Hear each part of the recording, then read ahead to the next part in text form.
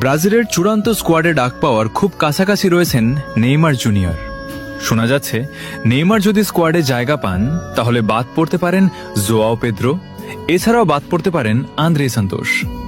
কিন্তু একটা কথা সত্যি, আমরা ব্রাজিলের সব খেলোয়াড়কেই ভালোবাসি, কারণ তারা সবাই দেশের জন্য খেলে, ব্রাজিলের জার্সির জন্য লড়াই করে।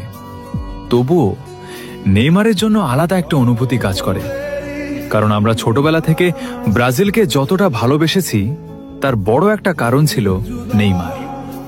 হলুদ জার্সি গায়ে তার সেই ড্রিবলিং, তার সেই হাসি, তার সেই জাদু, এইসব দেখেই তো আমরা ব্রাজিলের প্রেমে পড়েছি।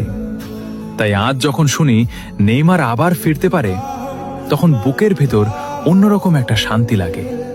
মনে হয় হয়তো আবার আগের সেই ব্রাজিলকে দেখতে পাবো। আমরা সব খেলোয়াড়কে ভালোবাসি, কিন্তু নেইমার, সে আমাদের ইমোশন।